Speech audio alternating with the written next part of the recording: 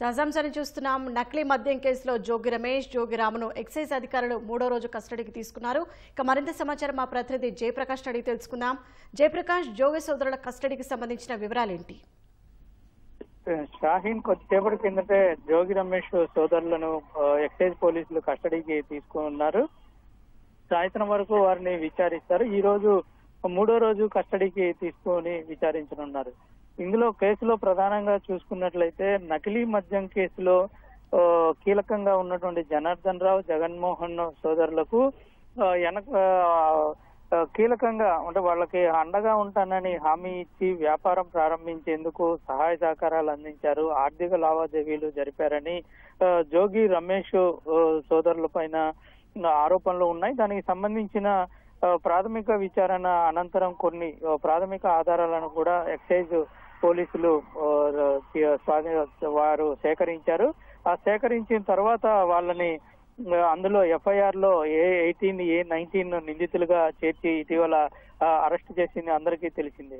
అయితే ఈ జనార్దన్ రావుని 2 సార్లు విచారించిన తర్వాత ఆర్థిక లావాదేవీలకు సంబంధించిన ఆధారాలను మరికొన్ని సేకరించడంతో పాటుగా మరికొంతమందిని కూడా విచారించారు. ఇందులో నిందితుడిని అందులో కొన్ని ఆధారాలు సేకరించారు. అందులో ఎవరైతే ఈ బాటిల్స్, తర్వాత లేబుల్స్, ముద్రణ, క్యాప్స్ వీటన్నిటిని ఎవరైతే సరఫరా చేశారో వాళ్ళని కూడా విచారించి నగదు ఎక్కడి నుంచి ఎక్కడికి ఎవరెవరికి చెందింది అనేది కూడా తెలపడంతో పాటుగా దీని వెనకాల ఎవరున్నారు అని జనార్దన్ రావు తోటి వాళ్ళు సంభాషించినప్పుడు జోగి రమేష్ హామీ ఇచ్చారు అనేది విషయం తెలిపారని అటు నిందితుల విచారణలో కూడా తెలిపారు. మరోవైపు ఇందులో పనిచేసినటువంటి కార్మికులు సైతం వాళ్ళతో సంభాషించేటప్పుడు జనార్దన్ రావు, జోగి రమేష్ ప్రస్తావన తీసుకొచ్చినట్టు వాళ్ళు చెప్పటము, మరోవైపు వీటి విక్రయాలకు సంబంధించి నకిలీ మద్యం ఎలా విక్రయించాలి ఏంటి అనే విషయాలు చెప్పడం జరిగిందనేది తెలిపారు.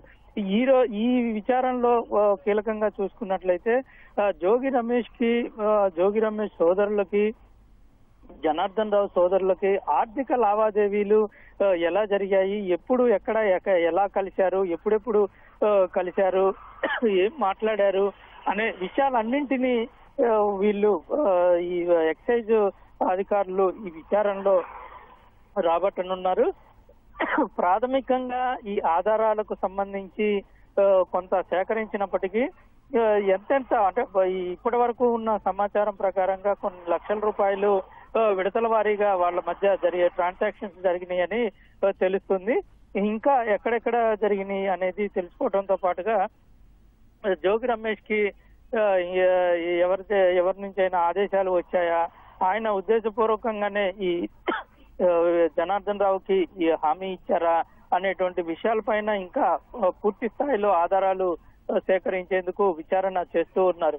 ఇందులో 4 రోజులు విచారించేందుకు మొదట ఎక్సైజ్ కోర్టు అనుమతించినప్పటికీ నెల్లూరు జిల్లా నెల్లూరు కేంద్ర కారాగారం నుంచి వీళ్ళని తీసుకువచ్చేసరికి ఒక రోజు పూర్తిగా ఈ రవాణాకే సరిపోయిందని, అక్కడి నుంచి ఇక్కడికి తరలించేందుకే సమయం సరిపోయిందని ఎక్సైజ్ అధికారులు నిన్న కోర్టులో పిటిషన్ దాఖలు చేయటం, పిటిషన్ విచారించిన తర్వాత వాళ్ళకి అదనంగా మరొక రోజు అంటే రేపటి వరకు ముందుగా ఇచ్చినటువంటి ఆదేశాల ప్రకారంగా శనివారంతో ముగుస్తూ ఉంది.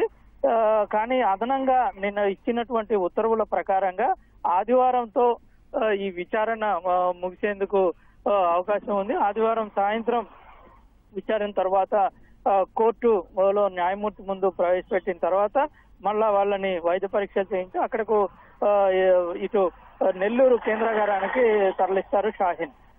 ధన్యవాదాలు జయప్రకాష్.